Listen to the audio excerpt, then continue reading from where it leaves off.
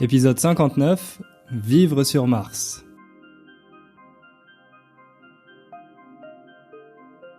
Salut à tous, j'espère que vous allez bien. Je suis très content de vous retrouver pour ce nouvel épisode.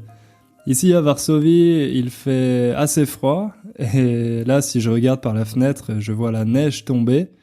On a eu pas mal de neige cet hiver. À vrai dire, j'avais jamais vu autant de neige à Varsovie. Je crois que c'est le premier hiver qu'il neige autant. Mais c'est plutôt agréable parce que moi, je peux rester tranquillement au chaud chez moi. Je viens de boire un bon café et je suis très content de vous retrouver pour une trentaine de minutes pour vous aider à apprendre le français en parlant d'un sujet qui, j'espère, va vous intéresser. Assez souvent, je me dis que j'ai beaucoup de chance de faire ce métier. Je suis très chanceux d'être prof de français parce que je pourrais pas imaginer de meilleur travail. Surtout quand il y a des journées comme celle d'aujourd'hui où je peux passer plusieurs heures à faire des recherches, à lire des choses passionnantes pour pouvoir enregistrer un nouvel épisode pour vous. Et ça me permet de sans cesse me développer. Et la cerise sur le gâteau, la meilleure partie, c'est qu'en plus, ça vous aide, et je sais que ça vous aide parce que vous m'envoyez des emails et des enregistrements pour me le dire. Donc c'est vraiment super, je suis très reconnaissant d'avoir la chance de pouvoir faire ça, d'avoir la chance de vous aider tout en me développant et en apprenant sans cesse de nouvelles choses. Justement, le sujet d'aujourd'hui, ça faisait un moment que je voulais vous en parler parce que j'ai envie de diversifier un peu le podcast. C'est vrai que j'ai tendance à parler de sujets que je connais bien, que je maîtrise, parce que c'est plus facile pour moi et parce que ce sont des sujets qui m'intéressent. Mais voilà, j'ai envie de diversifier, de parler de sujets dans d'autres domaines que ceux dont je parle d'habitude. C'est pour ça qu'aujourd'hui, j'ai choisi un thème un peu plus scientifique avec la conquête spatiale et en particulier la possibilité ou non pour l'homme de vivre sur Mars. Je préfère vous prévenir tout de suite, je suis pas astrophysicien. Pendant mes études, comme vous le savez peut-être, j'ai plutôt étudié l'économie, donc je suis loin d'être un expert, mais j'ai essayé de lire un maximum d'articles pour bien préparer cet épisode. D'ailleurs, je vais mettre les sources dans la description sur mon site, donc vous pourrez retrouver les articles si vous voulez les lire en français et si vous voulez en apprendre un peu plus. Et peut-être que parmi vous, il y a justement des astrophysiciens ou des personnes qui travaillent plutôt dans le domaine scientifique et qui en savent beaucoup plus que moi sur le sujet. Et si jamais il y a des erreurs, des choses qui ne sont pas correctes dans ce que je vous raconte aujourd'hui, n'hésitez pas à m'envoyer un email et comme ça je pourrai corriger dans l'épisode suivant. Voilà, ça c'était simplement le petit disclaimer, comme disent les anglophones, pour ne pas avoir de problème. Mais avant de parler de ce sujet passionnant, je vais faire une petite minute d'autopromotion, une petite minute de publicité. Vous avez remarqué que j'ai publié l'épisode un peu plus tôt que d'habitude, et c'est notamment pour vous dire que j'ai réouvert les inscriptions du programme de Build Strong Core. Vous savez, c'est mon programme pour aider les personnes qui ont un niveau intermédiaire à progresser. J'en ai déjà parlé assez régulièrement et je sais que certains d'entre vous avaient envie de le rejoindre. Donc voilà, maintenant c'est le moment de le faire. Les inscriptions sont ouvertes pour une semaine seulement, jusqu'au 3 février. Et ensuite, je fermerai à nouveau le programme jusqu'à cet été, je pense, potentiellement le mois de juin ou de juillet. Je vais en profiter pour répondre à une question qu'on me pose souvent sur ce programme, c'est combien de temps on a pour le finir. Donc sachez que si vous le rejoignez, si vous achetez le programme, vous avez autant de temps que vous le voulez pour le faire. Ça veut dire que vous pouvez le faire en 2 semaines, si vous êtes très rapide, en 1 mois, en 2 mois, en 3 mois. Ça n'a pas d'importance. Une fois que vous achetez le programme, vous avez un accès à vie. D'ailleurs, je sais qu'il y a certaines personnes qui ont décidé de le refaire après l'avoir fini une première fois pour bien comprendre les leçons, pour bien assimiler les différents concepts. Donc ça, évidemment, vous êtes totalement libre de le faire. Une fois que vous avez acheté le programme, vous pouvez prendre le temps qu'il vous faut pour le finir et le refaire autant de fois que vous le voulez parce que vous avez un accès à vie. Donc voilà, si vous avez pris la bonne résolution cette année de progresser en français et si vous êtes à un niveau intermédiaire, ce programme, ça peut être la bonne opportunité pour vous de le faire. D'autant plus qu'on a un groupe Facebook privé avec toutes les personnes qui sont inscrites au programme. Donc dans ce groupe, on échange des conseils, ces personnes peuvent me poser leurs questions, et puis surtout, ça permet à chacun de rester motivé en voyant les progrès que font les autres, en recevant des encouragements, etc., etc. Ok, c'est tout pour l'autopromotion. Maintenant, on va écouter un témoignage d'un auditeur que j'ai reçu il y a quelques semaines. Bonjour Hugo, je m'appelle Daniel et j'habite aux États-Unis, en l'État de Nouvelle-York, près de la ville de Rochester. J'ai pris ma retraite en mai 2018 et j'ai décidé de rafraîchir mon français pendant l'été. J'ai trouvé ton podcast en juillet et je suis devenu accro très vite. J'étais comme un gamin dans une confiserie. Cette phrase est un peu plus poétique en anglais, kid in a candy store, mais néanmoins, c'est amusant en français aussi. Et c'était moi. J'écoutais pendant faire l'exercice, travailler dans le jardin, conduire, en bref, tout le temps. J'étais un peu triste en septembre parce que j'avais écouté tous les épisodes existants et il fallait attendre 2 semaines pour recevoir le suivant. En décembre, quand j'ai vu le titre de ton podcast final de 2018, je me suis dit, une autre discussion des coutumes de Noël. J'étais très heureux de découvrir tes sujets réels. Il serait beaucoup plus intéressant qu'une autre description de la bûche de Noël. Bravo. Et c'était un autre cadeau de voir ton première vidéo de 2019 et entendre parler de ton plan pour une vidéo par semaine. Pour moi, ma bonne résolution est de trouver 1 ou 2 partenaires de conversation pour pratiquer mon français parlant en 2019. C'est ma vraie faiblesse en français. En avant. Il y a quelques sujets intéressants pour moi pour un podcast ou une vidéo. Ça m'intéressait d'écouter les avis des Français sur Brexit. C'est vrai que ce sujet change chaque jour, mais il semble que le Brexit va se passer. À mon avis, je pense que ça sera un vrai désastre pour les gens du Royaume-Uni, mais on verra. Et est-ce qu'il y a une solution pour l'immigration dans l'Union européenne de l'Afrique et du Moyen-Orient? Quels sont les avis des Français? Je pense que ton podcast est une grande ressource pour les étudiants de français intermédiaires comme moi. Encore une fois, merci beaucoup pour tes efforts et bonne chance et beaucoup de succès en 2019. Un grand merci Daniel pour ton enregistrement, ça me fait très plaisir. Je vois que tu es à la retraite, comme tu me l'as dit, mais que tu en profites pour faire des choses utiles, pour continuer d'apprendre et de te développer. Et grâce à ça, tu as acquis un très bon niveau en français. Je suis sûr que tu pourras avoir des discussions passionnantes avec ton ou ta future partenaire de langue. D'ailleurs, peut-être que tu en as déjà trouvé un ou une. Ce qui me fait plaisir dans ton enregistrement, c'est que tu me dis que tu es devenu accro au podcast. Donc pour ceux qui ne connaissent pas cette expression, devenir accro à quelque chose, ça veut dire avoir une forme d'addiction à quelque chose. Par exemple, on peut être accro au café, au sucre ou à des choses un peu plus graves comme les drogues. Mais bon, si on est juste accro à un podcast de français, normalement, c'est pas trop dangereux pour la santé. Merci également pour tes suggestions de sujets. Bon, c'est pas des sujets faciles, l'avis des Français sur le Brexit et sur l'immigration dans l'Union européenne. Je dirais même que c'est des sujets un peu épineux. Épineux, c'est comme une rose, vous savez, cette fleur.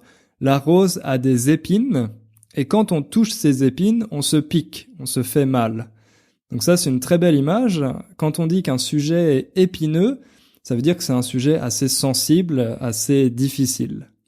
Donc, je sais pas encore si je vais en parler. C'est des sujets que je trouve très intéressants, mais j'ai pas envie de blesser certains auditeurs du podcast avec mes avis, parce que c'est quelque chose de très politique. Mais bon, on verra, peut-être que j'en parlerai dans un futur épisode. Si vous voulez faire comme Daniel et m'envoyer votre enregistrement pour que je le diffuse dans le podcast, n'hésitez pas à le faire. Vous pouvez tout simplement me l'envoyer à mon adresse email hugo@innerfrench.com et je le diffuserai dans un des prochains épisodes.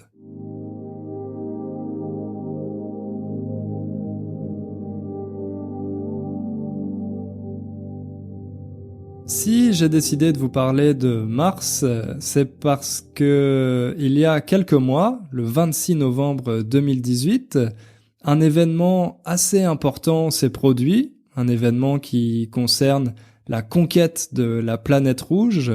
La planète rouge, c'est tout simplement un autre nom qu'on donne à la planète Mars. Donc, le 26 novembre 2018, une sonde américaine de la NASA qui s'appelle InSight, a atterri sur Mars. Touchdown confirmed.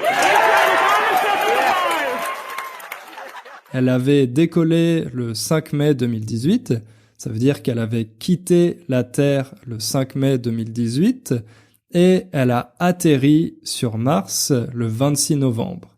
Ça veut dire tout simplement qu'elle est arrivée sur Mars le 26 novembre. Ça, ces deux verbes, on les utilise également pour les avions, par exemple.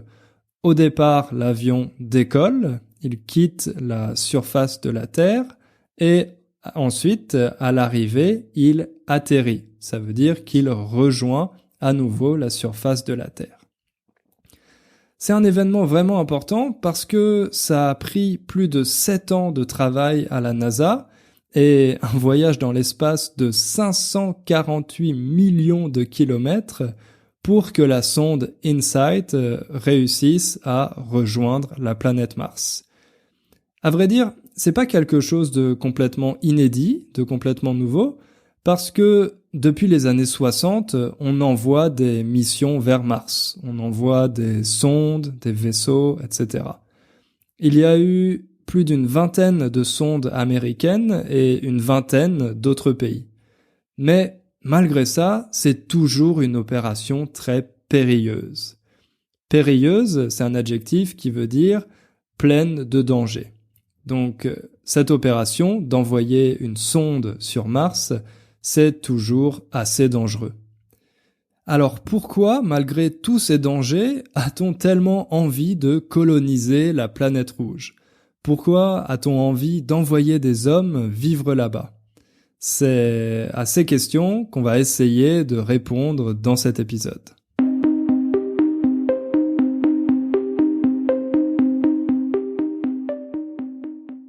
Pour commencer, il faut dire que cette ambition de conquête spatiale, et en particulier de conquête de la planète rouge, c'est quelque chose qui ne date pas d'hier.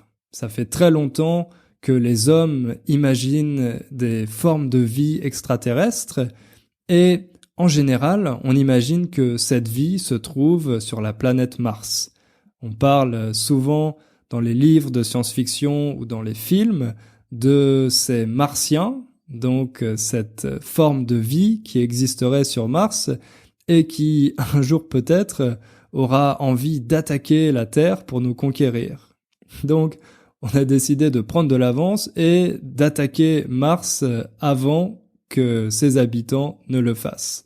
Même si pour le moment les scientifiques n'ont pas encore trouvé de forme de vie sur la planète rouge. Bref, tout ça pour dire que c'est un projet de long terme de l'astronautique. Tout comme l'ambition de marcher sur la Lune, L'ambition de coloniser Mars, elle est dans les esprits de tous les astronautes depuis très longtemps. Et c'est un projet qui est devenu plus envisageable, plus réaliste, une fois qu'on a été capable d'atterrir sur la Lune, en 1969, avec les astronautes américains. C'est devenu plus réaliste parce que maintenant, on sait qu'on est capable d'envoyer des hommes sur une autre planète que la Terre. Mais à vrai dire, à part la Lune, on n'a jamais été capable d'aller sur une autre planète ou sur un autre astre. Alors, vous vous demandez peut-être, mais pourquoi a-t-on choisi Mars ? Il y a beaucoup de planètes dans notre système solaire, alors pourquoi il y a cette fascination pour Mars ? D'abord, tout simplement parce qu'il est possible pour les hommes de l'atteindre.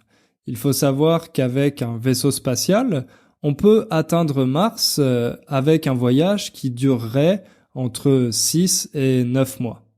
Ensuite, c'est la planète qui a les caractéristiques les plus proches de celles de la Terre.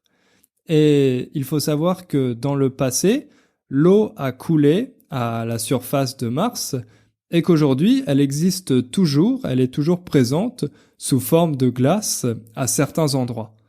Et puis, les scientifiques pensent que les principaux éléments chimiques nécessaires à l'installation d'une colonie humaine sont présents sur la planète rouge. L'oxygène, l'azote, l'hydrogène, le carbone, etc. Ils sont présents soit dans l'atmosphère, soit directement dans le sol de la planète. Donc tout ça, ça nous laisse penser qu'il y a une probabilité assez élevée de découvrir des formes de vie présentes ou passées sur Mars, même si pour le moment on n'a pas encore réussi à le faire. Si on a toutes ces informations sur Mars, c'est parce qu'on y a déjà envoyé de nombreuses sondes, comme je vous l'ai déjà dit, des robots qui sont pilotés depuis la Terre et qui permettent d'analyser la composition du sol, la composition de l'air, etc. Mais pour en savoir plus, pour aller plus loin, on a besoin d'envoyer des humains qui pourront faire des recherches et des analyses sur place. Une telle mission, elle aurait plusieurs objectifs. D'abord, bien évidemment, des objectifs scientifiques, dont le premier est de savoir, une bonne fois pour toutes, s'il existe une forme de vie sur Mars ou non. Ou alors, s'il a existé dans le passé une forme de vie sur Mars. Ensuite, cette mission, elle permettrait de faire une étude géologique pour mieux connaître la genèse de Mars, comprendre l'évolution de son climat. Et ça, ce qui est intéressant, c'est que ça nous permettrait en retour d'avoir une meilleure connaissance de la Terre. En sachant ce qui s'est passé sur Mars, ça nous donnerait beaucoup plus d'informations pour mieux comprendre l'histoire de notre propre planète. Et cette étude géologique, elle est déjà possible grâce à la sonde InSight, parce que cette sonde est équipée d'un sismomètre français. Bravo aux Français, on a contribué à ce projet. Et ce sismomètre, il peut écouter la planète Mars pour mieux comprendre ce qui s'y passe. Mais d'un autre côté, la conquête spatiale, elle n'est pas toujours motivée par des objectifs scientifiques. Par exemple, le programme Apollo avait été créé en grande partie pour combattre l'Union soviétique parce que, à l'époque de la guerre froide, l'Union soviétique avait pris de l'avance dans la conquête spatiale. Et cette conquête spatiale, c'était un peu le symbole de la réussite du modèle soviétique. Donc, pour montrer au contraire la réussite du modèle américain, on avait lancé le programme Apollo. Aujourd'hui, il n'y a plus de guerre froide, en tout cas pas officiellement, mais un projet comme la conquête de Mars, ça pourrait permettre d'unifier les nations derrière un objectif commun. Donc ça pourrait être quelque chose d'assez positif. Ça permettrait également d'avoir des avancées technologiques. Évidemment, quand on développe toutes ces technologies pour l'aérospatiale, Après, elles se retrouvent d'une façon ou d'une autre utilisées par les entreprises pour un usage commercial. Ça permettrait donc d'avoir de nouveaux business, de booster la croissance, etc. Et puis, certaines personnes, comme l'entrepreneur Elon Musk, pensent qu'on a besoin de sauver l'humanité en cas de troisième guerre mondiale. Il pense qu'une troisième guerre mondiale est très probable et que pour éviter l'extinction de l'espèce humaine, il faudrait commencer à créer des colonies sur d'autres planètes et en particulier sur Mars.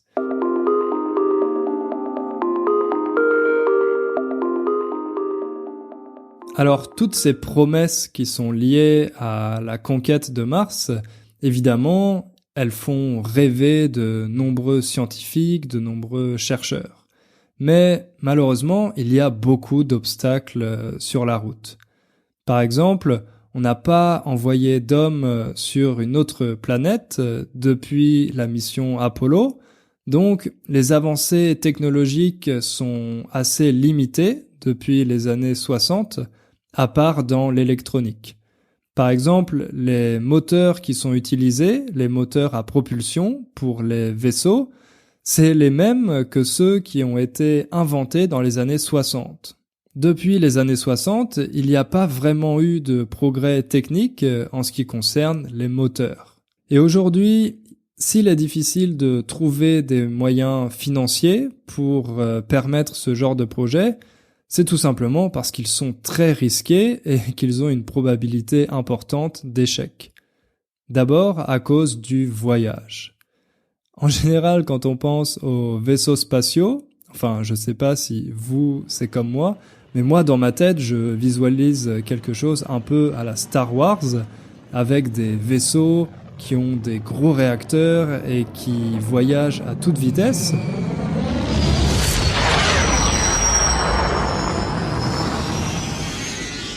Mais en réalité, dans le cadre de ces missions, les réacteurs sont utilisés simplement pour le décollage et ensuite pour freiner à l'atterrissage, pour éviter que le vaisseau arrive trop rapidement sur la planète et qu'il s'écrase.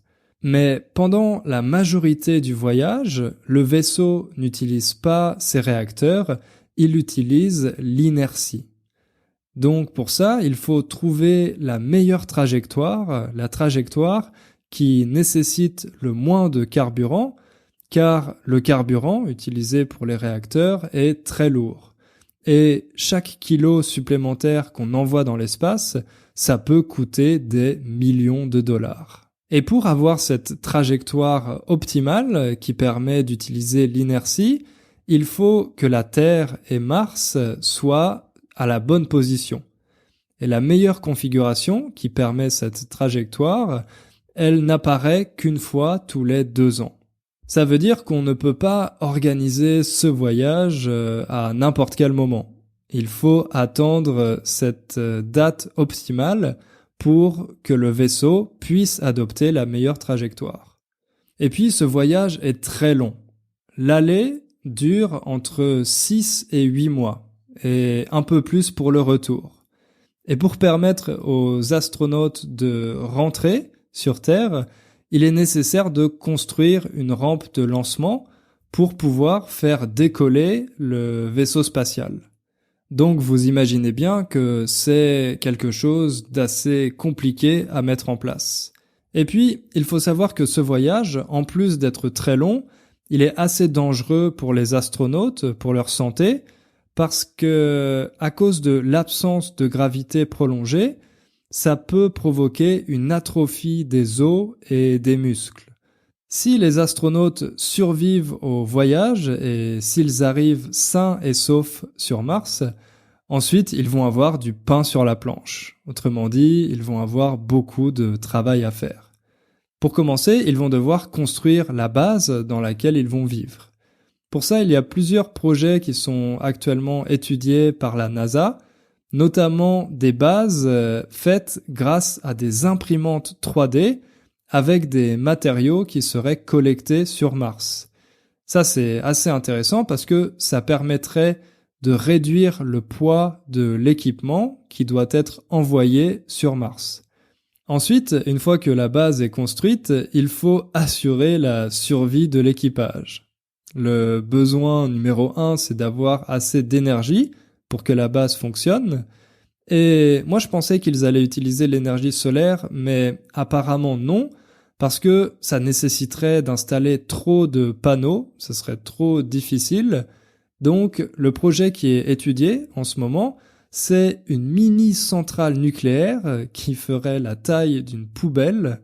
C'est vraiment incroyable, je pensais pas qu'il était possible de miniaturiser une centrale nucléaire, mais apparemment, c'est l'option que privilégie la NASA pour le moment.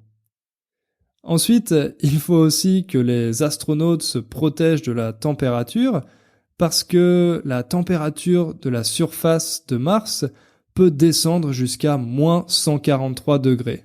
Donc il peut faire vraiment très froid. Et il faut également qu'ils se protègent des rayonnements cosmiques. Car l'atmosphère de Mars est trop fine, elle ne permet pas de bien filtrer ces rayonnements cosmiques et ils sont cancérigènes. Ils peuvent provoquer des risques de cancer. Une option pour pouvoir se protéger de la température et de ces rayonnements cosmiques, c'est de mettre les bases sous terre, d'enterrer les bases, comme ça permettrait de se protéger de ces rayons et de la température. Et puis bien sûr, les astronautes vont avoir besoin de pouvoir respirer, et ça va être assez compliqué sur Mars parce que la quantité d'oxygène est très faible, alors qu'au contraire, celle du dioxyde de carbone est très élevée. Donc pour ça, la NASA a trouvé une option qui est de créer une machine qui transforme le CO2 en O2. Comme ça permettrait d'avoir assez d'oxygène pour l'équipage, mais aussi pour faire pousser des légumes pour pouvoir manger, car apparemment, on estime qu'il serait possible de faire pousser des pommes de terre sur Mars, donc ça permettrait de nourrir l'équipage. Ensuite, en ce qui concerne l'eau, je vous ai dit qu'elle est présente sur Mars, mais sous forme de glace. Ça veut dire qu'il faudrait la faire fondre et la purifier pour que les astronautes puissent la boire et l'utiliser pour tous leurs besoins. Évidemment, comme c'est assez compliqué à faire, les astronautes ne vont pas prendre de douche tous les jours. Ils ont fait une simulation il y a quelques mois à Hawaï. Ils ont envoyé une équipe pour s'entraîner à vivre dans des conditions similaires à celles de Mars. Et dans cette simulation, ils avaient le droit de prendre 2 douches de 30 secondes par semaine. Donc l'hygiène personnelle, ça va pas être la priorité pour l'équipage. Et la dernière difficulté matérielle de la vie sur Mars, c'est la durée du séjour. Parce que, comme je vous l'ai dit, il faut attendre la meilleure configuration pour que le vaisseau puisse repartir sur Terre. Et ça, avec le scénario actuel, ça signifie que l'équipage devra rester 550 jours sur la planète Mars. Donc ça fait plus d'1 an et demi à passer à vivre sur la planète rouge. Et ça, évidemment, ça va être un vrai défi pour tout l'équipage.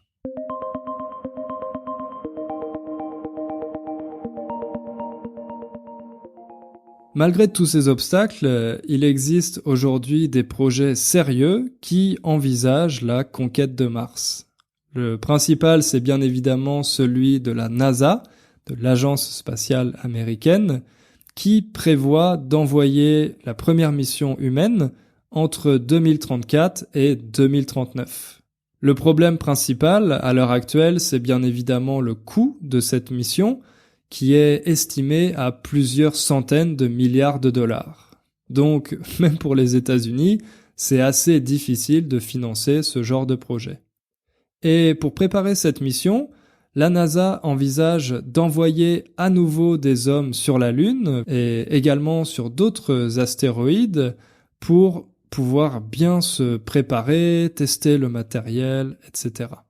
Mais il y a également une entreprise privée qui est très intéressée par la conquête de Mars. C'est l'entreprise SpaceX de l'entrepreneur Elon Musk, dont j'ai déjà parlé. Et ils sont un peu plus ambitieux que la NASA parce qu'ils envisagent d'envoyer une mission avec des humains sur Mars dès 2024. Autrement dit, 10 ans plus tôt que la mission de la NASA. C'est vraiment ambitieux. Les observateurs ne savent pas vraiment s'il faut prendre ça au sérieux ou si c'est du bluff. Et vous savez peut-être qu'Elon Musk est aussi le directeur de l'entreprise Tesla. Donc personnellement, je pense qu'il devrait commencer par régler les problèmes d'autopilote sur ses voitures avant d'essayer d'envoyer des gens sur Mars.